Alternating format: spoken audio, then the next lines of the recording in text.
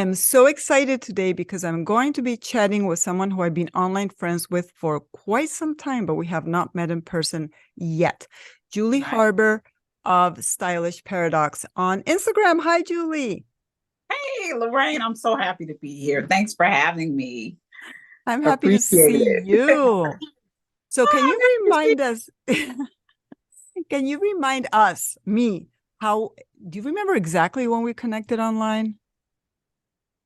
Because I don't. you. Wow. Actually, I don't remember. It's been some time ago, but I think the time we really connected was when I had questions about charging a brand a certain amount of money.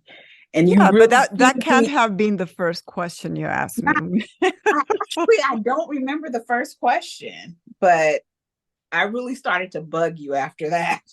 Oh no. So talking about that, I think it's so important for influencers to, I saw that earring drop. Mhm. I think that influencers, like we should talk more to each other about, prices and what we're charging, because the more we talk about these things, the better it is for all of us. What It is your really take on that? I think we should. Over the past few years, outside of you, I don't think there's one other influencer that I've talked to Hmm. about prices and everything, and she's blown up. She's huge now. Um, but outside of you, I really haven't. I kind of strayed away from asking people. I come to you. Ah, well, I'm always an open book, as you know, and I really think that it's important that we all do this.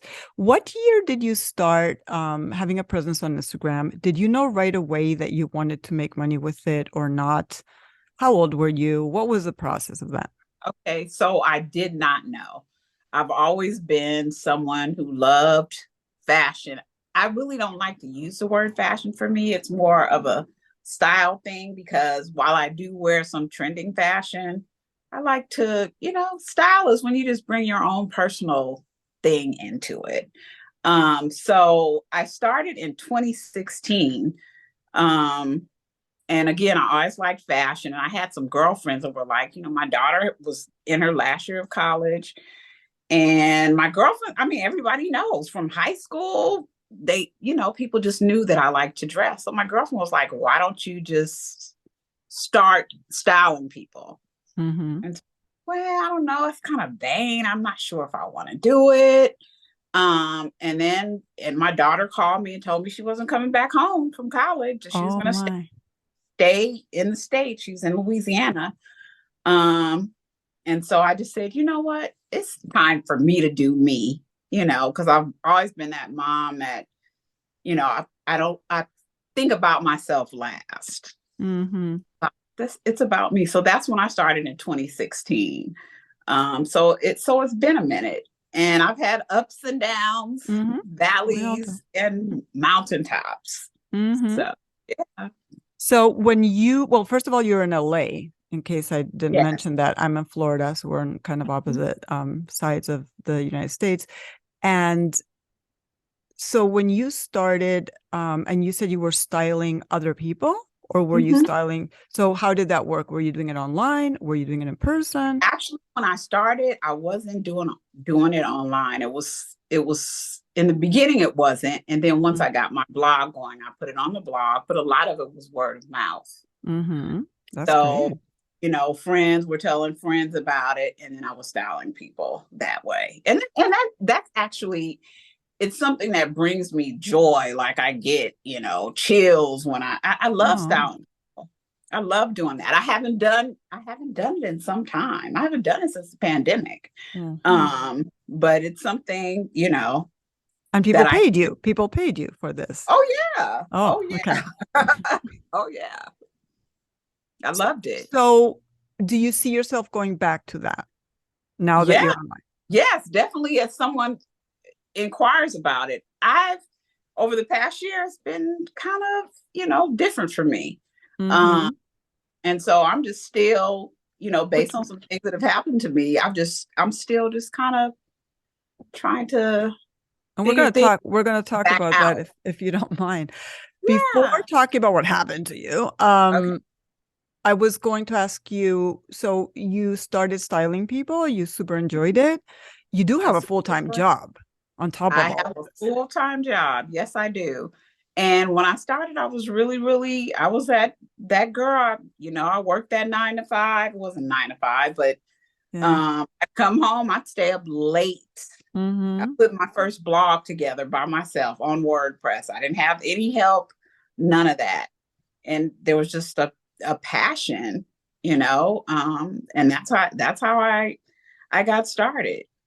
Which is, I think, probably the best way to start, because if you're not passionate about something, why, if I think if money is the main driver, it may or may not work, but if passion is the main driver, it's going to work no matter what, because at least you have the passion. And if you have money coming in, then that's great, of course.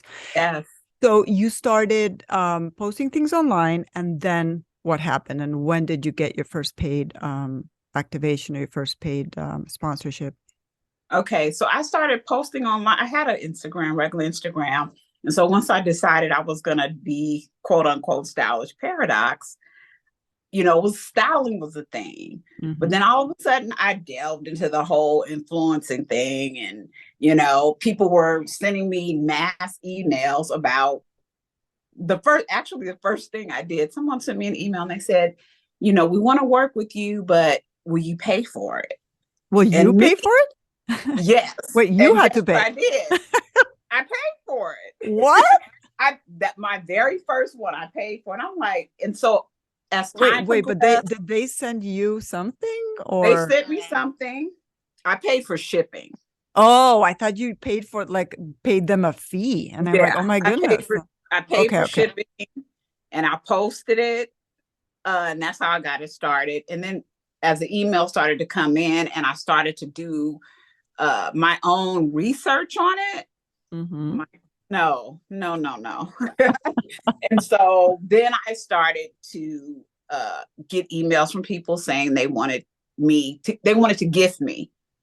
And so those first couple years, I had gifts, gifts, gifts, gifts, Mm-hmm. gifts. And then as I started to do my research, I'm like, you know what? I have enough stuff. I have stuff everywhere. Even today, I just give stuff away, you know? And so I said, it's time to get paid.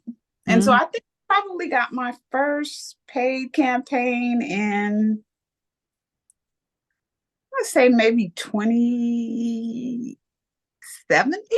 Mm-hmm. Mm-hmm. I can't remember who it was first. But that's a thrill, right? To go from getting stuff, because we all get very excited, and then you're right. I had so much stuff that I didn't know what to do with it, and I'm like, why am I Yeah. accepting this stuff? That I don't even Yes. like sometimes. That's how it was for me in the beginning. Mm-hmm. Mm-hmm. And even now, when people send me stuff, I gotta like it. I get all Yeah. kinds of emails. I know you get a zillion emails, but No, they we come. probably get the same kinds. I'm Yeah, pretty sure.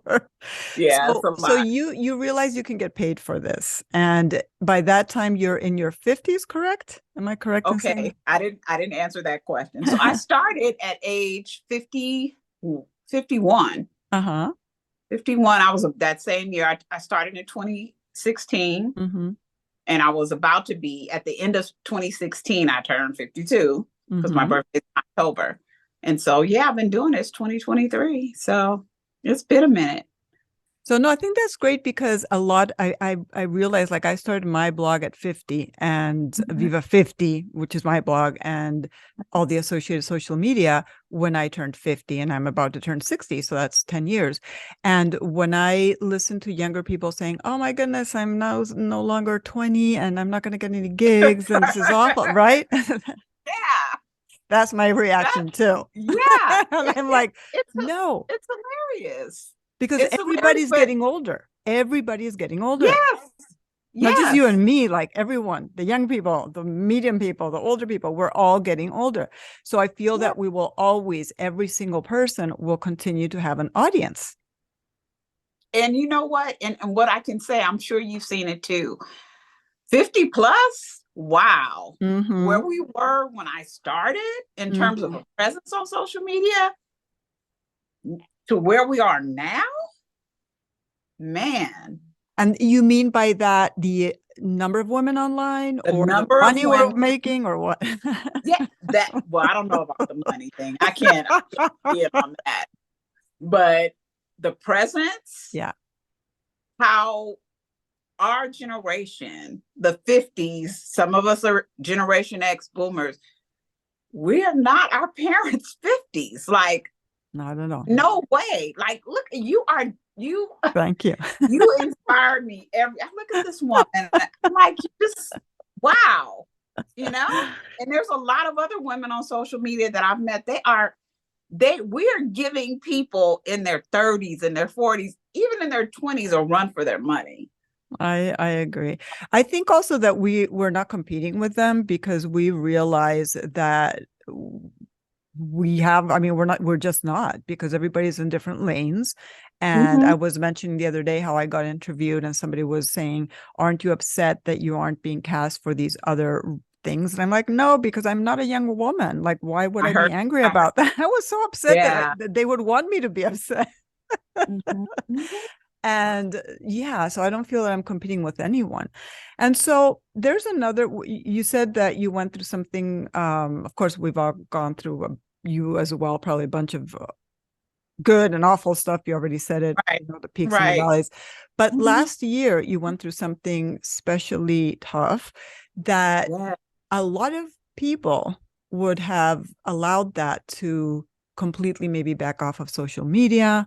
And I think that the way someone shows up in life Mm-hmm. when something so tough really happens to them says a Mm-hmm. lot about their resilience. So would you Mm-hmm. like to tell us a little bit what happened and how you felt Sure. and how you're feeling now? Sure. Sure. And I'm gonna try not to cry or anything. It's okay. You can cry. I mean, that's But that's life. yeah, so last year in January, and let me just say where I was in terms of social media at the time, I was doing really well, right? I was Mm-hmm. doing, Mm-hmm. I was going, it was like this. Mm-hmm. And so anyway, I ended up going to the doctor because I was having some issues with like a tingling under my eye, my left eye. And so I went into the emergency and they did an MRI and found out that I had a tumor on my brain. And so what they didn't know is, or what I was told by another specialist that came in, whether it was uh, a pseudoaneurysm Mm-hmm. or an actual tumor or lesion, whatever they call it. Mm-hmm. And so this one doctor came out. He said, we're going to have to do an angiogram to determine whether this is a lesion or a pseudoaneurysm. And so I'm like, okay, just get it off my brain. He said it looks like it's benign, whatever it is, it looks like it's benign. And so I went in, they put, went into the hospital, they admitted me. And so I had the angiogram. And so after I had the angiogram, long story short, it ended up being a botched procedure. And Mm-hmm. so that procedure caused me to have facial paralysis, which caused me to lose my freaking smile. Mm-hmm. And Lorraine, you've seen the pictures of Mm-hmm. what I look like after that surgery. Um, and then to top it off, it's just a whole thing because, you know, a lot of it I think had to do with health inequities also. Mm-hmm. Um, the You could brain speak to surgery, that, yeah. yeah, the brain surgery. So they put me in the hospital. I had the angiogram. They told my husband, oh, it's fine, go to my hospital room. They're changing IVs, right? Mm-hmm. Mm-hmm. And I'm on the FaceTiming with my girlfriends, and I put my fork to my chin Oh instead of my no. mouth. And I was like, something is wrong here. And I try to smile and I yell and tell the nurses, I can't smile. So they're running around. They got to call the doctor, and he gives me blood thinner, Mm. right? Because it was considered like an ischemic. I don't know if I'm pronouncing it right, like a mini stroke, Yeah. Yeah. which caused the facial paralysis. And so they finally get the IVs in and they give me the blood thinner. And so the next morning, they find out, they say it's a tumor.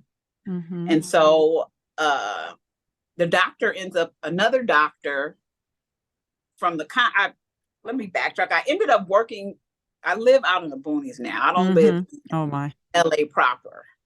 So the hospital that's out here has a bad reputation. Oh my It goodness. it has a bad reputation. One of my girlfriends almost pleaded with me not to get surgery, but they were making me feel like if I didn't get the surgery, I wasn't going to be here any longer. Right. So the next morning after I had the facial paralysis, the doctor from my hospital, which was Mm-hmm. contracted with the guy who gave me the angiogram, he came in and he asked me to pull down my mask. He saw my face and he was pissed. So he gets on the phone and he calls. I know he called the doctor who did it. Mm-hmm. And within 30 minutes, the doctor was by my bedside. And I'm like, what? And so my husband was the one who found out that the procedure was botched. Oh. And the analogy that he gave was like, when they go in, what they do is they do something with your blood vessels. Mm-hmm. So you're supposed to, it's a intricate procedure. You're supposed to Mm-hmm. do vein by vein or blood vessel by blood vessel. But it was almost like a tree trunk. Instead of going to one vein, he like cut the tree trunk, which Oh my caused me to have the goodness. facial paralysis. So that's how we found out it was botched. Yeah. And so as an influencer, and just me, and on social media, I just took my smile for granted. On social media, people have always raved about the smile that I had. Mm-hmm. Like it was like a big deal that I didn't really care about. It's like genetic. My dad had a big, beautiful smile. Like people all throughout my life, you got such a Mm-hmm. pretty smile. And then to have a smile, my face it was it was crazy. And I still have some facial paralysis, but it's nothing like it It's was. nothing, trust me. It's not, you can barely notice. It's Yeah, not nothing. I mean, I yeah, remember because I remember the pictures. I remember seeing your posts, and I was pissed because I yeah. know my mother had a massive stroke when she was really young, and she survived, but with a lot of disabilities. And my sister and I were told we needed an angiogram. In fact, I've never had it, to see whether we're okay. And then after I saw you, I was like, oh, I don't know if I'm going to get one because, Don't they do could it. mess it up. Don't do it. You're like, And fine. And then boom. And we're not even at the stage where we know what happened with your tumor. Like that was just to see if you were yeah, okay. So that messes you right, up. The procedure that is meant to see what's going on right, messes you up. right. And then they have me laying in the hospital, and the doctor, the neurosurgeon who was going to do the brain surgery, they had me thinking I needed this surgery. I was going to croak. Right. And so she comes to my bedside. They're supposed to do the surgery in 2 days after I had the facial paralysis. And I'm like, am I going to have the surgery? So what she found, she came back to me. I thought I was going to have the surgery on a Thursday or Friday. And I'm like, what's going on? She came to me on Friday and she said, we're not going to be able to do the surgery because the guy who gave you an angiogram, he double dosed you on the brain on the blood thinner. Oh my So if goodness. you get surgery, it could be bad for you. Woohoo. Yeah. It's really a big, long story. Um, I can talk about the fact that after I had the surgery, I came home. I have a horseshoe shaped Mm-hmm. scar on my head. But that was And after the tumor surgery. that was after Correct. Okay. they gave me the surgery. They removed the brain tumor. It was called a meningioma, and it was a stage 1. It was benign. Um, thank God for that. Mm-hmm. Mm-hmm. But I still it has to be my brain has to be monitored for the rest of my life. Oh man. Yeah.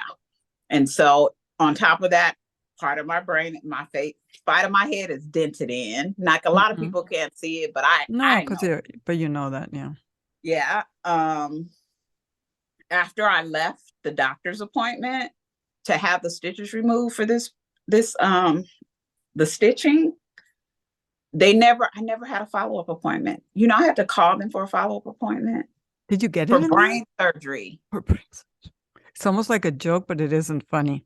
It's like, Yeah, I oh had no. baby C-sections, two of them. Before I left the hospital, I knew that I had a follow-up. Wow. So what did you ever get the follow-up appointment? I did. I had to fight for it. But then at that Why point, do you think that happened? they dropped the ball. Oh Or no. and that's why I say health inequity. I said if I look different, they I would have agree. did what they needed to do. So do But you they thought think I was Black women are treated differently at hospitals? Just oh, to definitely, I mean, I think so too. Mhm. definitely, definitely. And I tried, I definitely went through the whole 9 yards about actually filing a lawsuit. Mhm. And California laws are different. They have a limit on what you can Okay. sue for, this kind of thing. And we talked to all kinds of people and they wouldn't take the case. Seriously, because that's pretty Yeah. bad. I think here in Florida you could do whatever. I mean, I don't like Florida Cap stuff. is the cap is 250,000. Wow. And that means you got to pay for your attorneys and everything with that. Girl, that's terrible. My Yeah. goodness. And the biggest thing to all of this is I ended up getting a good doctor after having this late. Obviously, they got the tumor out. There's nothing Hmm. there. Um, but when I went to my new neurosurgeon, who Hmm. is touted as being really, really good, some people call him a goat. Oh yeah. Um, he said I didn't need the surgery. He said that Oh I did man. not need the angiogram, that they would have just monitored me because people walk around with meningiomas for years. Mine was really small. It was small. They remove them big. Or if it's in the back of your brain, or if it's, messing with you to where you'll go to sleep and you won't wake up. But mine wasn't like that. Right. And so what the doctor told me was that they use me as a cash cow. They use me to make money. And so, while I try to be positive, or I tried to be positive, and I am resilient, that Lorraine took me You to are. a dark place Mm. when I found out that I didn't need the surgery. Like, what? How did you, because I mean you shared about that online. Of course, I think even when we're sharing dark moments, we might not share the full extent just because it's so hard just to even be Mm-hmm. there. Mm-hmm. How and what, because you did share about that later, pulled you through all of Well, that? I'm a woman of faith, Mm-hmm. so prayer Mm-hmm. um, and my support group, for lack of a better term, my girlfriends. Mm-hmm. I actually, when all of this happened, I went crazy on social media looking for someone who or people who had similar situations. And I actually found one that I connected with really well. And she had the same tumor. Hers was bigger. She ended up having to have actual radiation Wow. because even if it's benign, hers was in a different spot. And they told her if they wouldn't have found it, she could have gone to sleep and passed away. Oh, wow.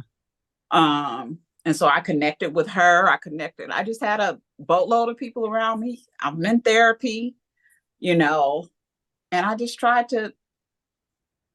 My whole thing is I really do like to inspire people, you know, and who knows who else is going through this? You're so Who right. knows? And if it's not that exact thing, it's going to be something that makes them feel the same way, Mhm. because it's bad enough to be sick, then to on top of that go through things that you didn't have to. And I'm going Mhm. to give you an example. My father had a friend who was told that he had stomach cancer in Spain. They took out his stomach. He didn't have cancer. And they were like, Oh, whoopsies, we took out your stomach and you don't have cancer. The poor guy eventually died of other complications, but it's like, that's I think that's even worse than feeling okay, I had stomach cancer, they took my stomach out and then whatever happened. But like, whoops, we operated on the wrong leg or stuff like that. When I hear that, I'm like, oh, I don't know what I would do. Of course, we never yeah, know it's until you're in that position. hard. It's hard because you look at things like this March is Brain Tumor Awareness Month. Mm-hmm.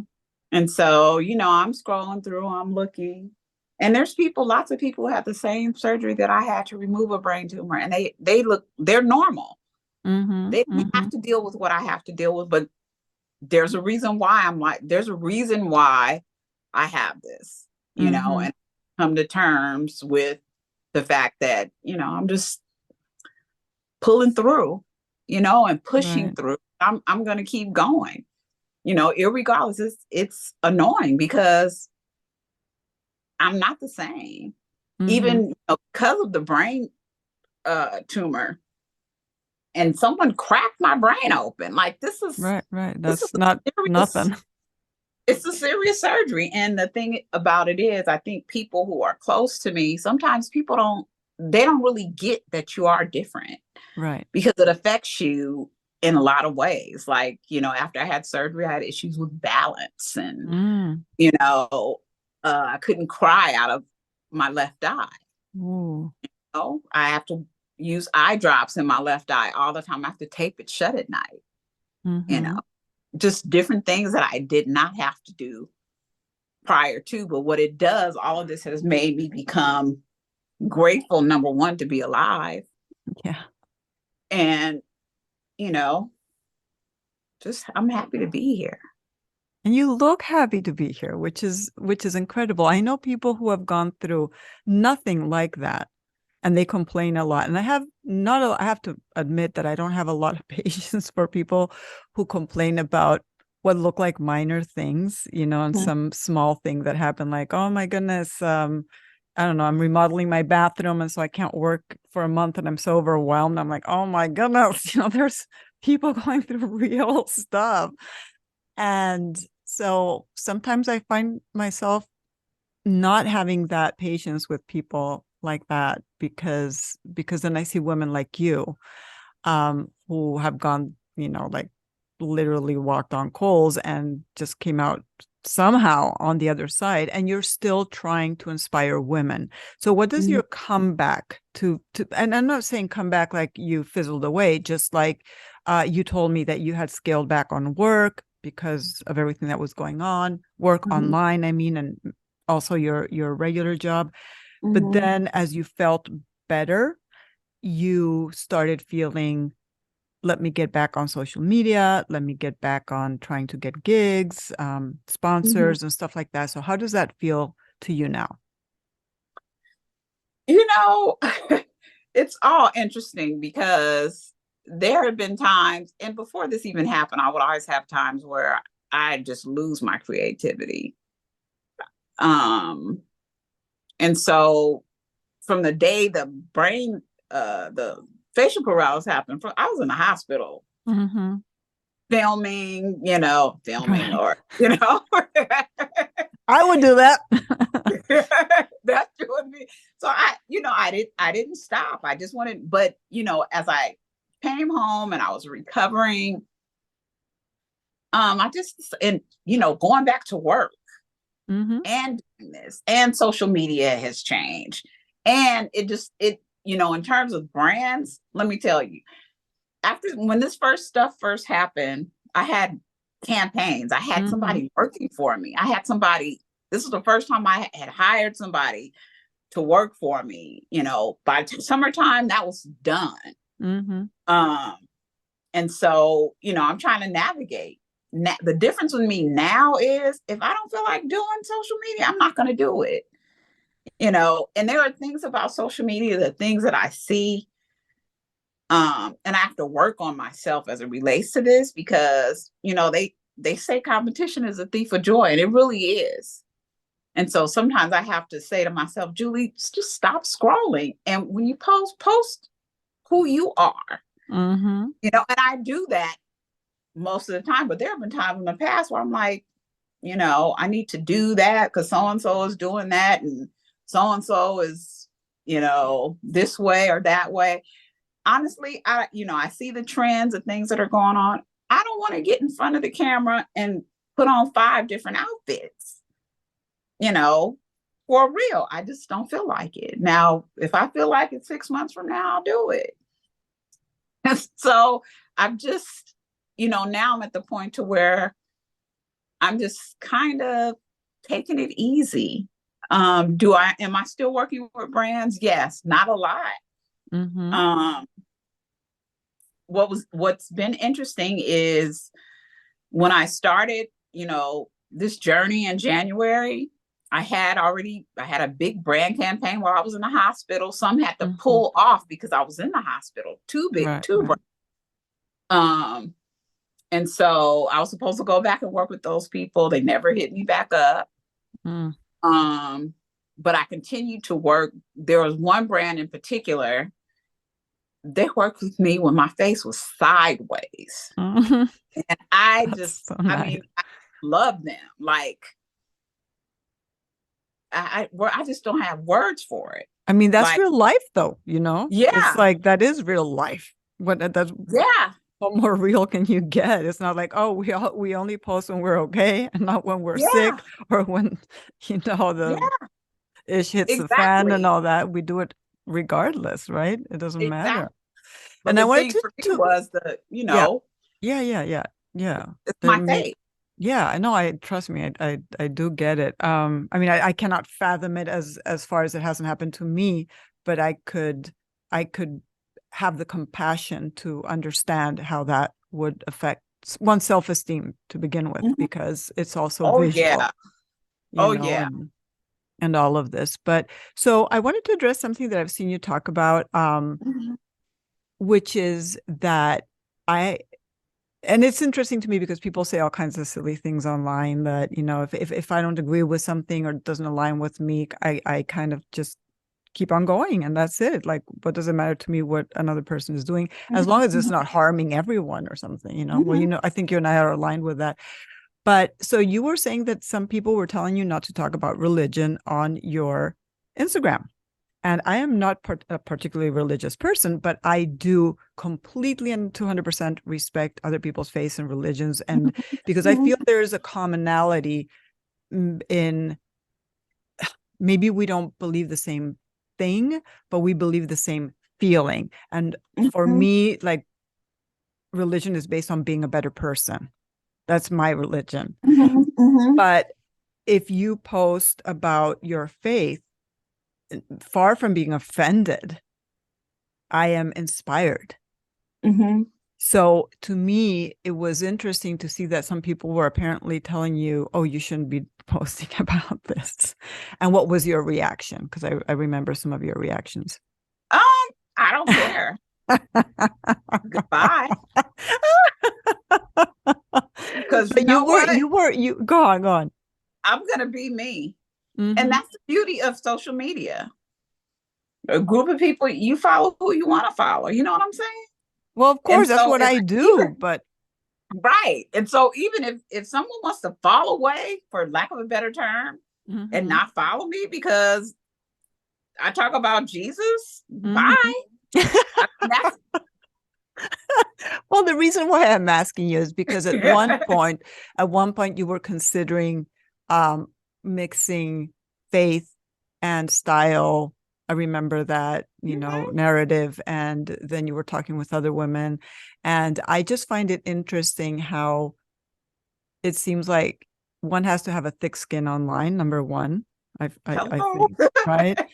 And realize that finger pointing from other people is really, that has nothing or little to do with us often, and more to do with the insecurities of the person, right? It's like me saying, oh, Right. I don't like that blouse, you shouldn't wear it. Like, what the heck, right? You would tell me that's ridiculous. So Right. yeah, yeah. So have you And I changed? don't Go on, sorry. no, you go. You go. No, I was going to say, so do you have any plans moving forward? You already said that if you feel like posting your post, if not, you won't. And I have to say that you're not the only person that goes through social media sometimes and feels inadequate because someone else has more followers or is doing better or the reel took off or what have you. Mhm. Not only am I also a person who goes through that and realizes this is silly, Yeah. And that, right?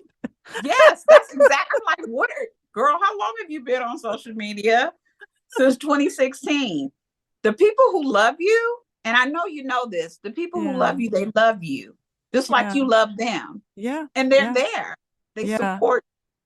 But we're human also. So it is normal to some, once in a while go, oh my God, what? So I was talking with someone who had gone viral, right? When Mhm. I met that person, she had like 5,000 followers. I interviewed her for the Mhm. website. And then like months later, she went viral and has more than 100,000 followers. Yeah. But I don't.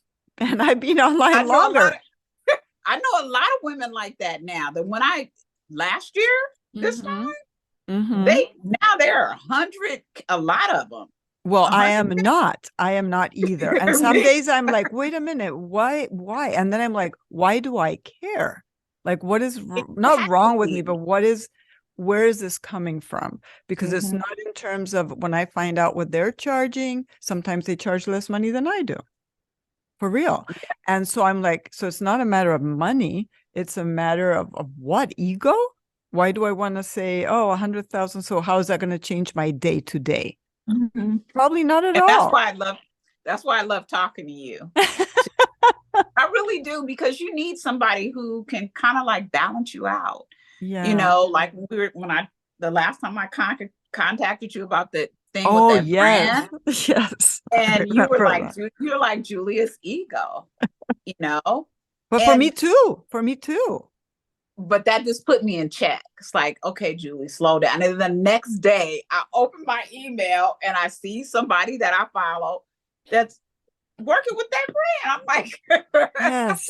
oh yeah. So But I think that's why I think it's great to talk behind the scenes, and not everybody's going to do that. And I don't reach out to everybody. And I think instinctively we know who we can talk to. And I have that feeling too. Who I can reach out to or how I'm going to do it or whether I'm going to do it at all because maybe I don't mhm, care. I just don't want right. to be shortchanged, and I also wouldn't like other women to be shortchanged. This has actually happened recently with something I'm doing, and I figured out two other influencers are doing it. We ended up talking, and it was kind of the brand's fault that made us all talk. And Mhm. we are being paid entirely different things, and it does not correlate with our following.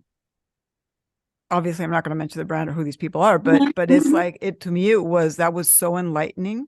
That it was like, wow, so the person who has the most following is getting paid the least, and the one that's exactly what's going on. So I think that if we talked about it more, it would be so much better. And so yeah, so I really appreciate when you reach out to me, because then and relative to the same brand, I told you how that was kind of my dream brand. And then one day I gave up wanting to work with them because I realized I don't fit their profile. And I don't know why, but I don't. And that's it. And it doesn't matter. And move on. In my brain, I That's have what to I tell myself, realized too. yeah, like I don't fit whatever Yeah. that profile is. Yeah. And that's that. So yeah, I think it's very interesting. So what is, I don't want to say what's next for you because that's like a little bit of a, question that is easy to ask and maybe difficult to answer, but y- how do you feel today and what do you think you're going to want tomorrow? Tomorrow could be next month or next year or To honestly answer that question, there are a lot of things that I dream about. Mhm. Uh, but you have to put those things into motion. There are a lot of things I would like to do, Mhm. you know. And that's something that I pray about Mhm. because I would love to write a book. Mhm. I would love to write a book, not just for my life. If you knew the whole story of my life, Lorraine, I and know I love the inklings fact here that and there. I know inklings because you not the whole thing, but you have Yeah. sprinkled things here and there. So Yeah. And I just love how you just, that you're so authentic and ah, open. And so I mean, I'd love to write a book. I would even love to like have some type of conference for women, mm-hmm, but it's nothing that I've, stepped out and mm-hmm, done yet. But those are things that I'm thinking about. What's on I'm still working with brands. mm-hmm. Um, right now, I'm very happy about a venture I'm doing. Well, actually, a very good friend of mine is opening a transitional house for young women. Oh, that's And so good. she's open. This particular house is going to have a quote unquote closet. And guess who's going to style these young women? It's going to be me. That's So amazing. that excites me. And that's going to be ongoing. And the house opens the end of April. And I'm also a board member. So I love that. Mm-hmm. Um, and I just want to get into serving others, Mm-hmm. in that manner. And that's always been a dream of mine to help young women because I think that I have just a natural connection with them. They see me, Mm-hmm. I'm older, but I'm older with a little, modest with edge. And Yeah. so when they see, I just connect with young women. Mm-hmm. And so I'm excited about that. Actually, I'm going to be in a book. Um, I think it's going to be released the end of the year. Mm-hmm. With she's a well-known African American author, and it's a book Mm-hmm. about people over 50 who are fashionable. Mm. So Good yeah, so job. that's basically what's going on. But as I said, I have things that I want to do, and I think when it's time for those things to happen, they're going to happen. I like that attitude. I Yeah. feel that way too, that when things have to happen, they will. And you reach the people that you need to reach.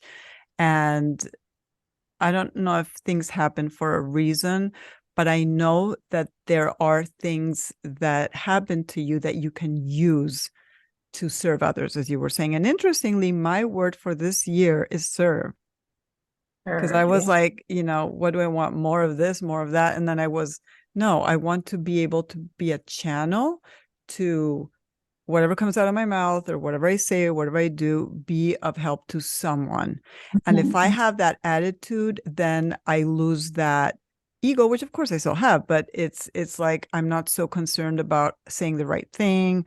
Or if I'm interviewed, oh, I have to say this, or Mhm. it's so freaking liberating. It just It is. It is. it's And it like a makes it makes freedom. it makes me feel good. It makes you feel good. Oh, you transmit so much calm and positivity, and that it's actually it's catching. Aw. I so appreciate you, Julie. Where can people? I know this is like a try. I try not to finish like that, but I already said stylish paradox. So, where can people find you online?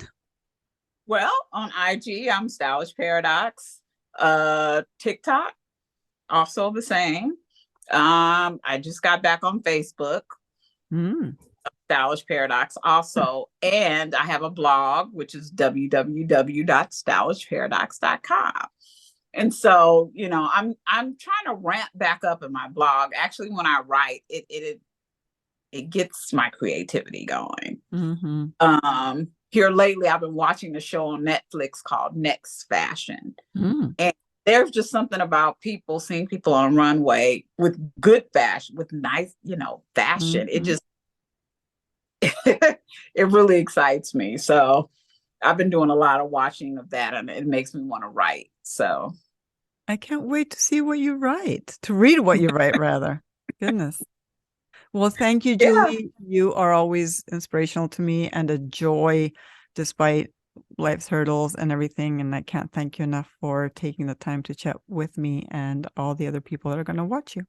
Oh, thank you, Lorraine. You know how I feel about you. I love you, girl. I love you.